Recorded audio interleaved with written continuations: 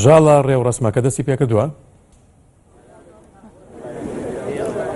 بەڵێ سڵاو بۆ تۆ خاوەن لەگەڵ بینەرانیە نارتیا بەڵێ وەک ئەی بینن ڕێوڕسمەکە دەستی پێکردووە ئەگەرچی پێش دەست پێکردنی ڕێوڕسمەکە کۆمەڵی خەڵات بە سەر پەرستارانە لە نەخۆشخانەی مناڵبوون دابش کرا. حەزەکەم بۆ کۆمەڵی پرسیار لەسەر بابەتی تەندروستی و هەروواکردنەوەی ئەم خانە بچمە لای وەزیری تەندروستی. سڵاوتان لێبێ دکتۆر ڕێکۆ ڕاستەوخۆ لە ناوچیوە لەگەڵ جەنابتین ئەمەوێ سەبارەت بەم چالاکی ئەمڕۆوەکردنەوەی ئەم خانە کۆمەڵی زانیاریمان بێت.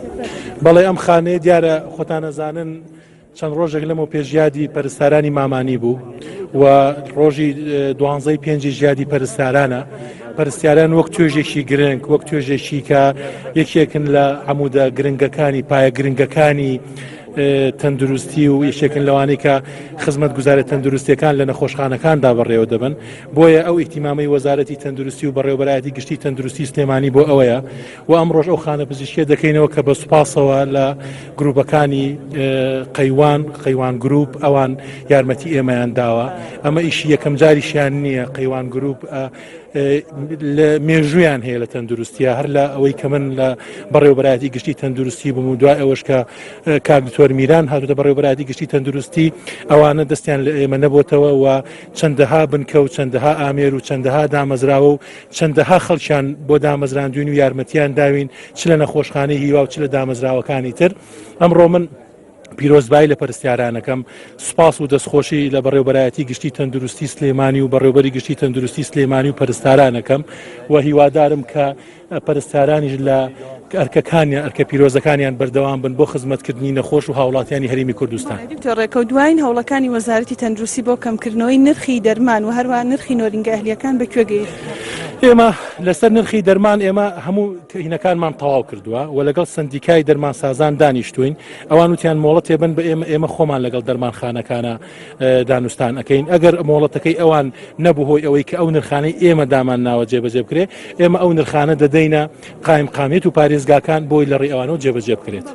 پارێ وەکو داهاتی وەزارەتی تەندروستی دابش کرا بەسەر کارمەندان و پزیشکانی تەندروستیە. هەندێک لێ و گازندە و دەنگۆ هەیە کە هەندێک لەو کارمەندانە باس لەوەکەن کە عادیلانە ئەم پارەیە دابش نەکراوە. ئەم بابەتە چۆنە؟ خۆی ئەو دەرماڵەی ئیشکردنە. ئێمە لە وەزارەتی تەندروستی دوو میکانیزمان داناوە. میکانیزمێکمان داناوە کە بەپێی دەرماڵەی خەفارە دەبێ بەپێی دەرماڵەی ئێشکگری بێ.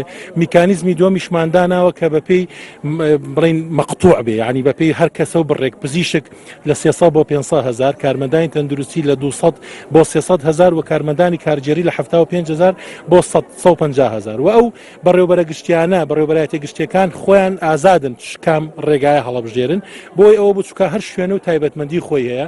من پێم وایە ئەو بڕەپارەیە توانیوێتی بەشێکی باش لە کێشەکانی ئێمە حەل بکە و هەوڵ ئەدەین کە ئەو بڕەپارەیە بۆ مانگی داهاتوش لە هەفتەی داهاتووە سەرف بکرێ و لەگەڵ بەڕێوەبەرە گشتیەکانە بە ئامانجی هەمویان هەوڵ دەین ئەو شوێنانە ئەگەر لە شوێنێک نەعەدالەتی هەبێ بێ چارەسەریکەین. هێنانی دەرمان لە بەغدادەوە لە ئێستایا چۆنە؟ ئەو بڕە دەرمانەی کە دابین نەکرا باس لەوە شەکرێ هەندێک دەرمان لە ئێستایا کەمە بە تایبەت ئەو دەرمانانی کە بۆ نەخۆشی نەدرێژخانەکان وەکو نەخۆشی شێرپەنجە ئەوانە. ئێمە سەیریکە ئێمە دەرمانمان چەندین جار دووبارەمان کردوێتەوە کە ئەو بڕە دەرمانی لە بەغداوە بۆمانێت بەشی هەموو پێداویستەکانمان ناکە. بەڵام ئێمە پەیوەندیکی باشمان لەگەڵ وەزارەتی تەندروستی بەغا هەیە و دەرمانێکی باشمان بۆ ئەنێرن و لە سەدا بڵین ئەو لەم ماوەیە وەفدێکیان هاتبوو بۆ هەولێر بە سەرۆکاتی بەڕێز دکتۆر حازم وەکیلی فەنی بەڕێز وەزیری تەندروستی بەغدا وەرزەر زۆر شت قسەمان کرد و هەماهەنگی تەواو و یەکتێگەیشتنمان هەیە. بەڵام دەرمانەکە خۆی کە ئەوان نانێرن بەسەلەکە ئەوە نییە قەزد بێ. مەسەلەکەەوەی خۆشیان هەرەوەندە ئەکڕن. ئەوان خۆشیان هەم کێشەی تەکنیکیان هەیە هەم کێشەی داراییشیان هەیە. بەڵام هەتا ئێستا ئێمە پەیوەندەکانمان لەگەڵ وەزارەتی تەندروستی بەغایە بە شێوەیەکی تەندروستە. بەڵێ خاوەن وەک بینی دەمە دوایین زانیاری بوو لەسەر هەم نرخی دەرمان و هەروەها نۆرینگە ئەهلیەکان و هێنانی دەرمان لە بەغداد و هەروەها ئەو بڕەپارە یا دەرماڵەیە بۆ کارمەندانی پزیشکی و تەندروستی لە هەرێمی کوردستان دابین کرابوو. ئەگەڕێمەوە لای ئێوە. بەڵێ ژاڵە محەممەد پەیامێریە ناوتی سپاس بۆ زانیاریەکانت.